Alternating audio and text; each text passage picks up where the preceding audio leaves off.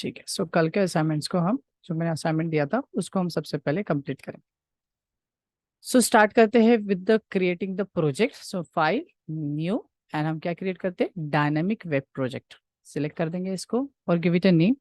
सो ये आज का डे 4 ले लेते हैं। सो डे 04 इज द डे, नहीं सॉरी 3 ना, कैसे 4, 03। एंड नेक्स्ट कर दूंगा और जनरेट वेब डॉट एक्सएमएल हमेशा याद से लीजिए और यहाँ पे फिनिश कर दीजिए। ओके सर, बढ़िया सा हमारा एक प्रोजेक्ट क्रिएट हो गया। अब क्या करें, हमेशा क्या करते हैं, वेब कंटेंट पे राइट क्लिक, न्यू, और क्रिएट करो एक HTML पेज। और आपको पता है मैं HTML पेज का नाम रखने वाला हूँ इंडेक्स पेज, बिकॉज ये सबसे पहले एग्जीक्यूट होना चाहिए। So index dot HTML, next and finish. बढ़िया। अब यहाँ पे आप क्रिएट करोगे फॉर्म, तो यहाँ पे लिखोगे आप फॉर्म। हाँ ओके, सो फॉर्म, फॉर्म में लिखोगे आप एक्शन। और चलिए, आज हम और भी एक चीज वैसे एक्स्ट्रा पढ़ाऊंगा, लाइक सिर्फ असाइनमेंट नहीं होगा, साथ में मैं और एक चीज एक्स्ट्रा पढ़ाऊंगा, ठीक है। तो यहाँ पे मैं कुछ फील्ड्स ले लेता हूँ जो हमने लास्ट टाइम भी लिए थे। तो मैं यहाँ पे ले लूंगा इनपुट, टाइप, टेक्स्ट। अब मुझे एक चाहिए नंबर 1 के लिए फील्ड और दूसरी चाहिए नंबर 2 के लिए फील्ड, तो इनको मैं नाम ही दे देता हूँ नंबर 1। तो ये मेरे एक इनपुट फील्ड का नाम मैंने दे दिया नंबर 1, और दूसरा इनपुट फील्ड का नाम दे देते हैं नंबर 2। अब तीसरा भी एक ले लेते हैं, बट इसमें टेक्स्ट नहीं चाहिए, मुझे चाहिए एक सबमिट बटन। तो सर कैसा, हमें तो बहुत सारी बटन्स चाहिए।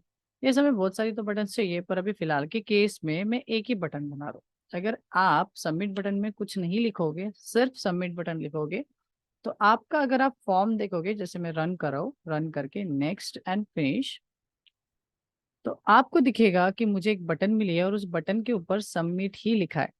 नहीं, मुझे ये नहीं चाहिए, मुझे चाहिए एडिशन लिखना है, या फिर उसमें मुझे लिखना है सब्ट्रैक्शन, ऐसा कुछ लिखना है, ठीक है। इसको साइड रख देता हूँ। सो मैं, मुझे ऐसा कुछ लिखना है सबमिट, ठीक है। तो अब ये कैसे होगा, तो सबमिट के जगह पे मुझे एडिशन लिखना है, तो मैं यहाँ पे लिखूंगा वैल्यू। तो याद रखिए, अगर आपको बटन का ऊपर जो लिखा हुआ वर्ड है वो चेंज करना है, तो आप वहाँ पे लिखोगे वैल्यू। और यहाँ पे लिख रहा हूँ मैं ऐड, दैट इज एडिशन, या फिर मैं यहाँ पे लिख लेता हूँ सम। तो उस बटन पे ये सम लिख के आएगा। मैं यहाँ जाता हूँ, जस्ट रिफ्रेश करता हूँ और आपको दिख रहा है कि बटन के ऊपर सम लिख के है।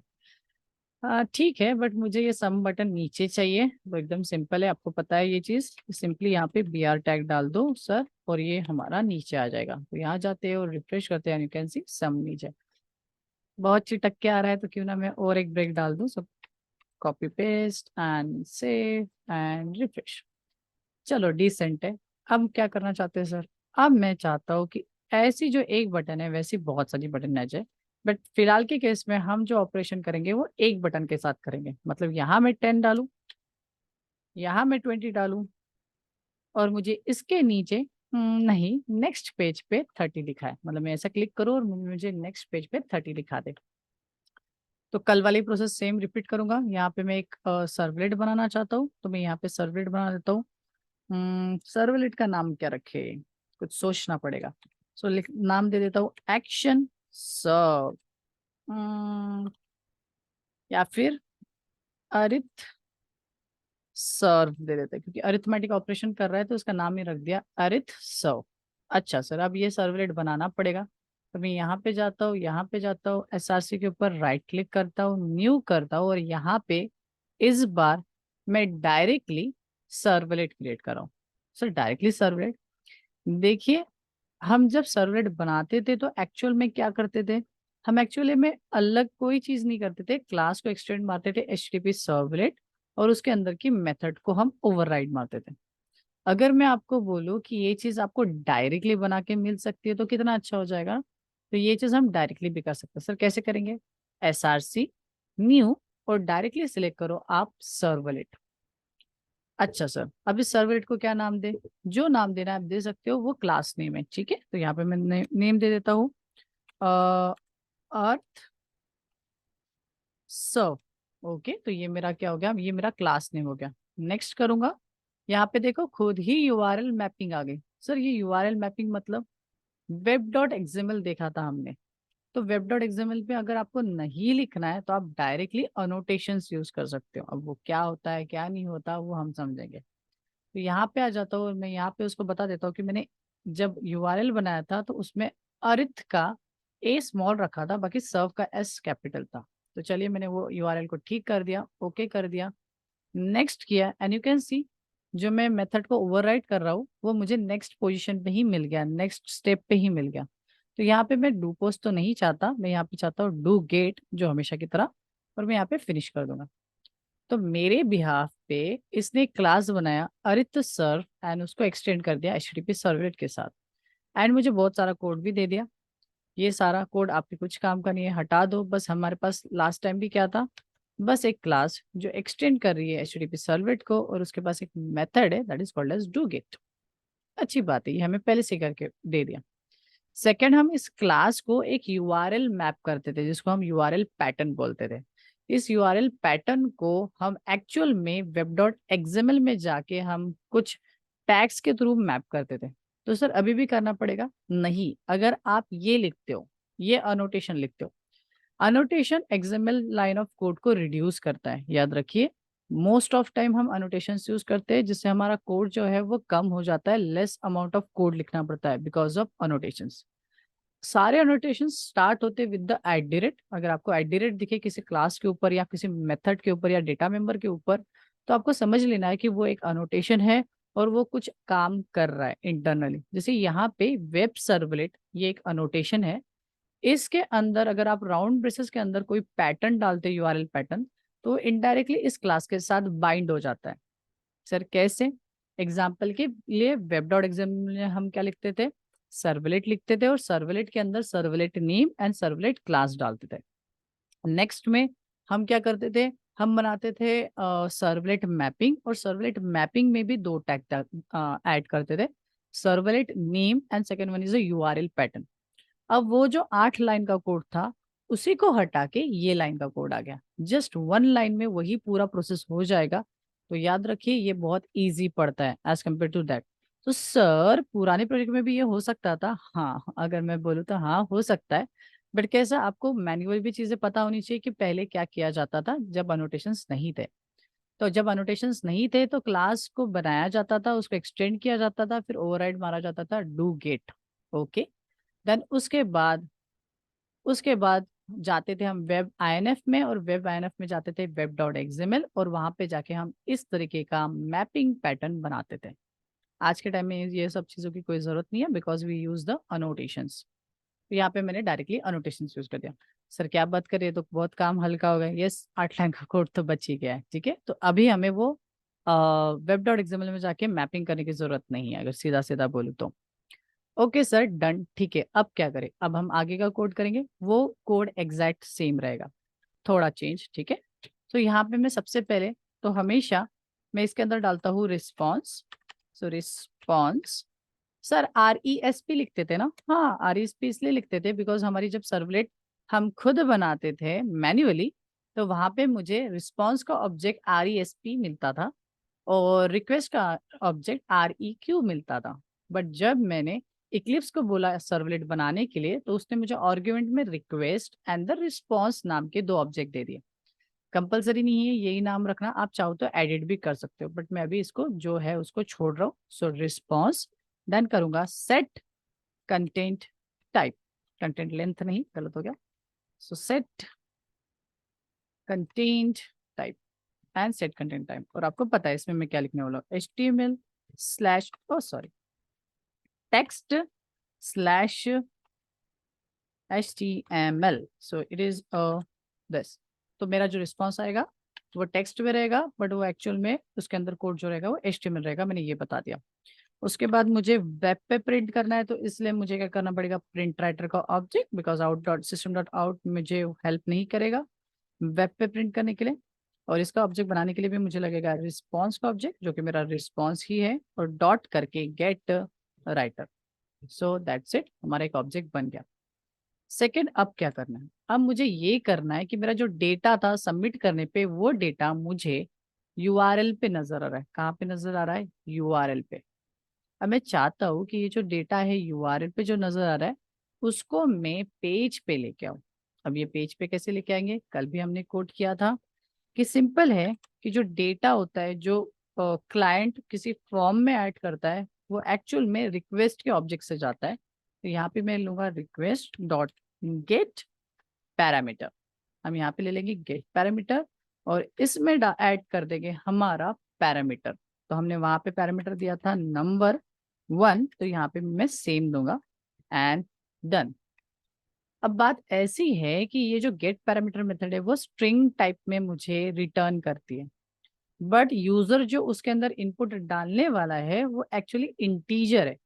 But because of this method मुझे वो इनपुट डबल कोट्स के अंदर मिलता है, बिकॉज भले ही मैंने इंटीजर वैल्यू डाली है, मुझे ऐसा लग रहा है एज अ यूजर मैंने 10 डाला है, but because of get method हमेशा कोई भी नंबर हो या कोई भी डेटा हो उसको स्ट्रिंग ही कंसीडर करेगा।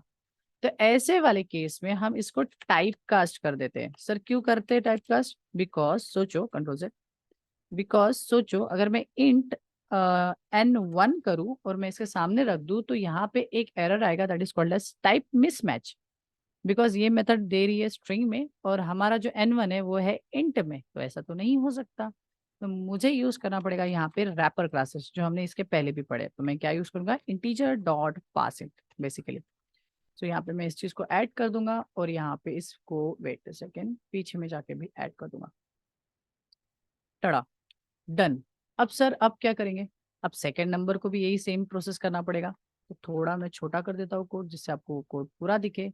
सो सेम चीज for the second number.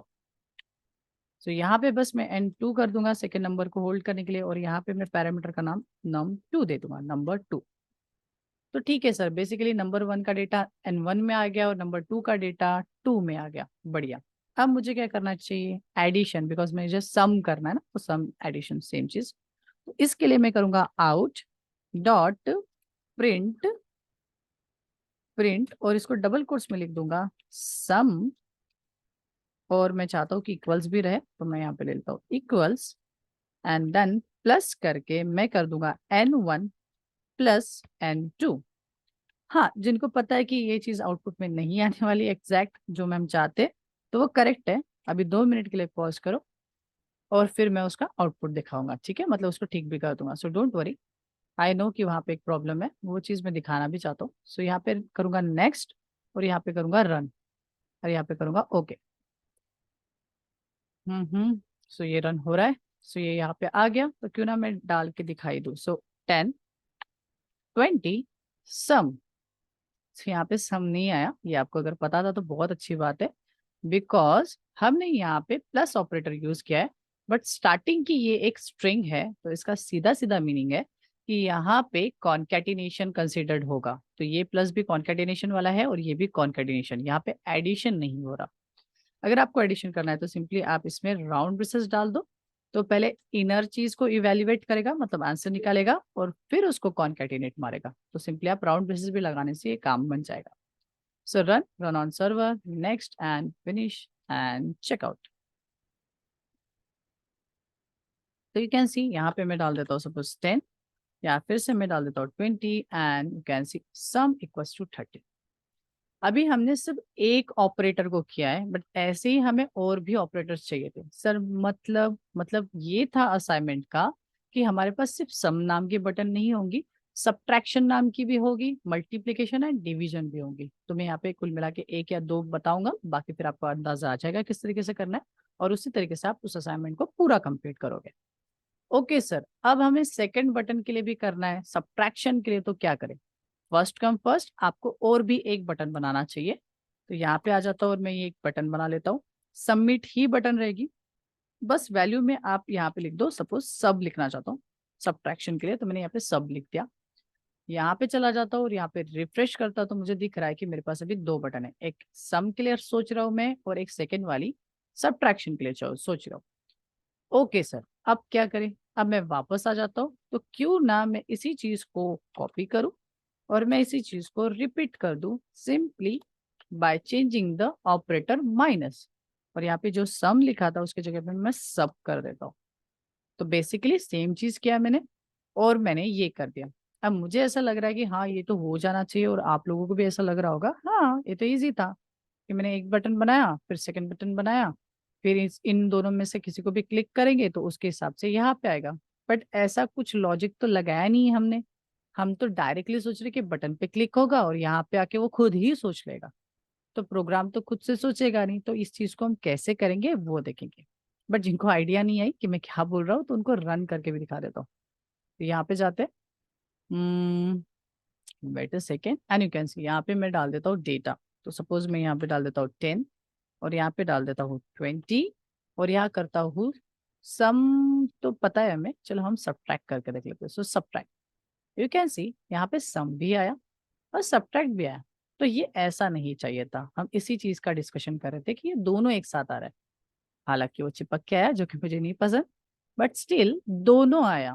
But ये ऐसा नहीं चाहिए, मैं जब सम बटन पे क्लिक करूँ तो मुझे सिर्फ सम वाला दिखना चाहिए, और मैं सब्ट्रैक्ट पे क्लिक करूँ तो सब्ट्रैक्ट वाला। अब ये कैसे करें? फर्स्ट कम फर्स्ट, मैं तो यहाँ पहले ब्रेक डालने वाला हूँ। सो बी आर, यहाँ जाऊंगा बी आर लिखूंगा और ये मैंने कंप्लीट कर दिया। सो इसको कर देंगे कॉपी, यहाँ पे जाएंगे पेस्ट कर देंगे और यहाँ पे मैं कंप्लीट। ओके, अब मेरी मन की शांति। अब करते हैं रियल लॉजिक। चलो ठीक है, मैं एक बार आपको दिखा भी देता हूँ मैं किस वजह से रन। आई नो गेस कर लिया होगा कि वो थोड़ा चिपक के आ रहा था, नेक्स्ट लाइन में नहीं आ रहा था, तो मैं ठीक कर दिया उसको। तो यहाँ पे मैं डाल देता हूँ 5 and subtract, and you can, एक में 15 दिखा रहा है और एक में 5 दिखा रहा है, तो हाँ दोनों करेक्ट है, बट मुझे ऐसा आउटपुट नहीं चाहिए। चलो फिर से आते हैं, अब क्या करें? अगर मैं बताऊं तो हमारा सर्वर डिफरेंस नहीं समझ रहा कि मैं कौन सी बटन पे क्लिक करूं। मतलब सर देखो, मैं ये भी इसके ऊपर भी क्लिक कर रहा हूं ना, तो हमारे सर्वर को लग रहा है कि ये सबमिट बटन है। ओके, अगर मैं इस पे भी क्लिक कर रहा हूँ तो उसको तो भी लग रहा है कि सबमिट बटन है। तो मैं कुछ ना कुछ करके इन दोनों बटन में डिफरेंस क्रिएट करना चाहता हूँ। सर ये कैसे करेंगे? तो सिंपल बात है, आपको करना है, देना है नेम। क्या देना है? नेम। मैं इसको दे देता हूँ नेम और यहाँ पे दे देता हूँ कुछ नाम। तो ये बटन है तो क्यों ना मैं इसको नाम दे दूँ BTN। BTN में बटन, छोटा शॉर्ट फॉर्म, चाहो तो बड़ा बड़ा भी लिख सकते हो। और मैंने दोनों बटन को सेम नेम दे दिया। सर इससे क्या होगा? देखो नेम तो सेम दिया है बट उनकी वैल्यूज चेंज है। अगर मैं इस बटन पे क्लिक करूंगा तो इस बार बटन के सामने सम जाएगा, और अगर मैं इस बटन पे क्लिक करता हूं तो BTN के सामने सब जाएगा। ओके सर, करके दिखाओ। ओके सो मैंने यहाँ पे कर दिया। मैं यहाँ पे वापस जाता हूँ, रिफ्रेश करता हूँ। यहाँ पे डेटा मैं डालू नहीं डालू उससे तो कोई कुछ फर्क नहीं पड़ेगा। बट ऊपर देखिए यूआरएल पे नजर दीजिए।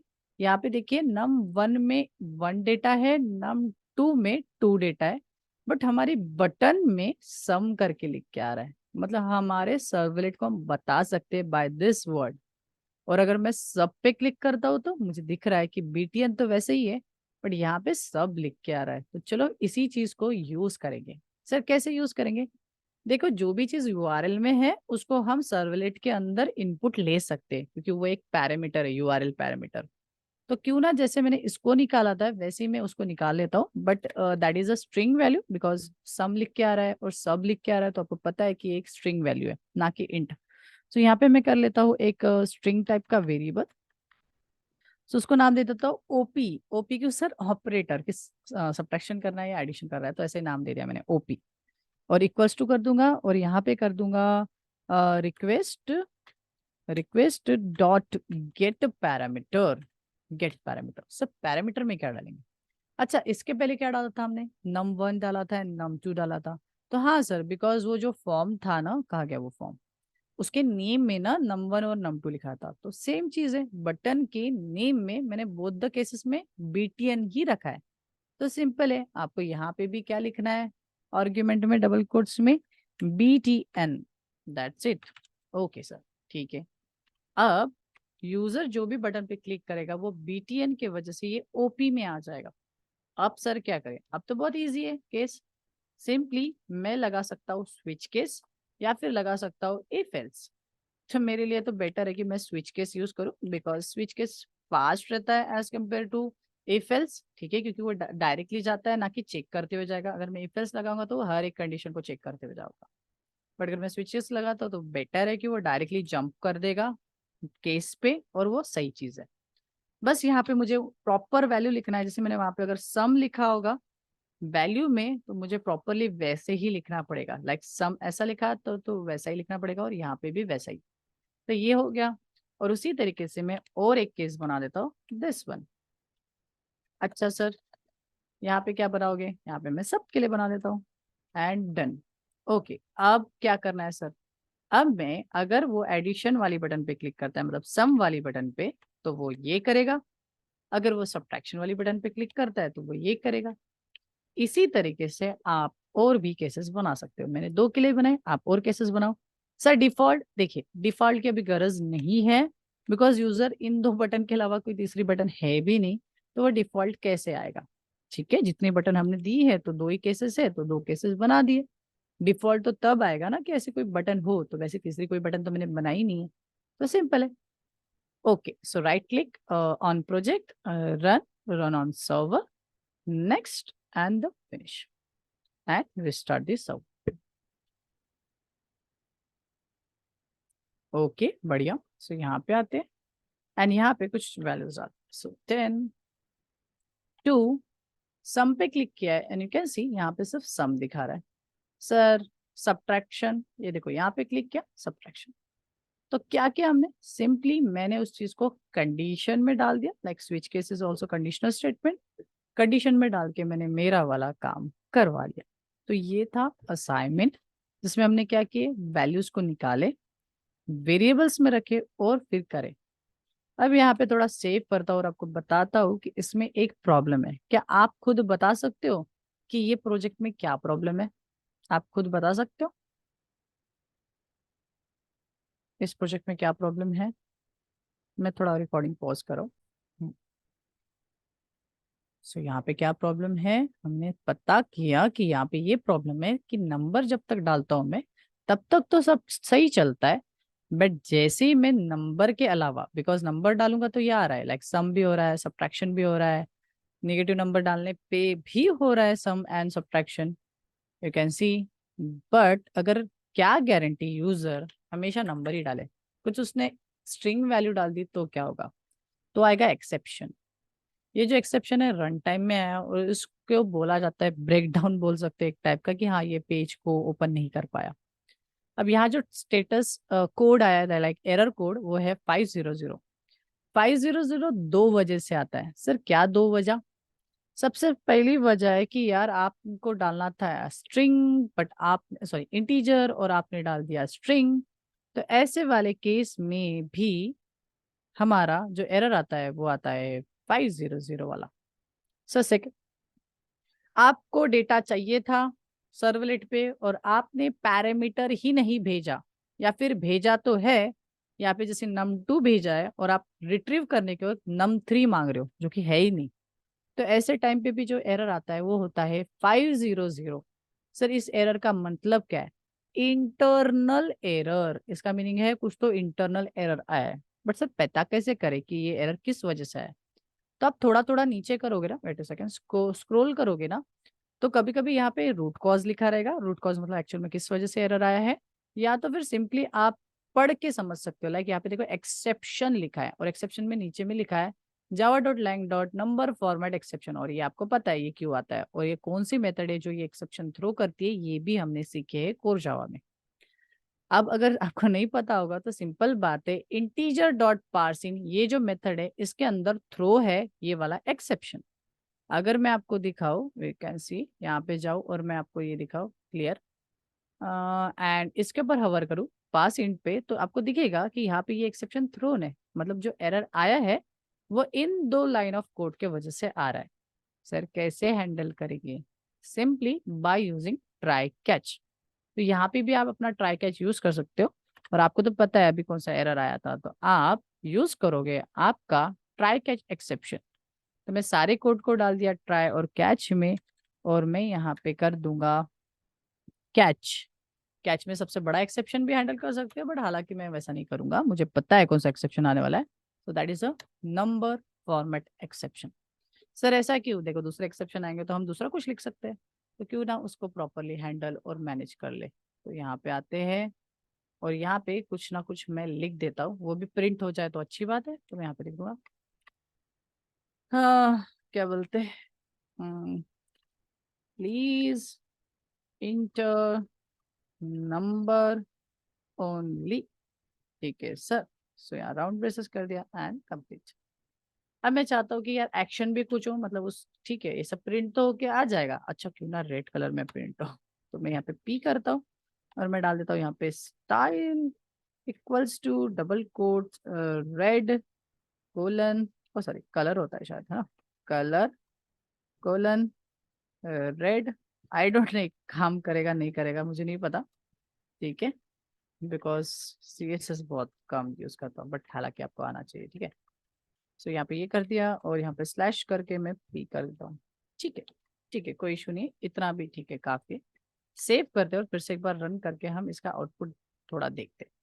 सो run on server and next and finish and restart the server. Wait wait wait, okay so यहाँ पे 10 अगर मैं कुछ नंबर्स डालूंगा तो कोई एरर नहीं आने वाला, बिकॉज एक्सेप्शन तो ऑकर नहीं होगा। बट क्यों ना मैं ये डाल दूँ और देखा जाए। You can C please inter number only, यहाँ पे शो हो रहा है पर यहाँ पे कुछ आउट मतलब कॉल टू एक्शन वाला नहीं है सर। कॉल टू एक्शन मतलब मुझे यहाँ पे बैक बटन प्रेस करना पड़ेगा, तो क्यों ना मैं इसी में दे दूँ गो बैक वाला बटन। तो आपको ये तो पता ही है कि कैसे देने वाला हूँ। मैं सिंपली इसको क्या करूंगा, कॉपी ऐड, और यहाँ पे मैं डाल दूंगा डबल कोट्स में एंकर टैग और h ref equals to single single quote, और इसको मैं बता दूंगा कि वापस चले जाओ, सॉरी कहाँ पे, इंडेक्स पे। So index dot HTML and यहाँ पे मैं ये कर दूंगा एंड गो बैक करके लिख दूंगा and anchor tag close and done done done. So ये कर देंगे और ये टर्मिनेट, बढ़िया। ओके सर अब रन करके देखते हैं, और ये फाइनल आउटपुट है हमारा आज के दिन का।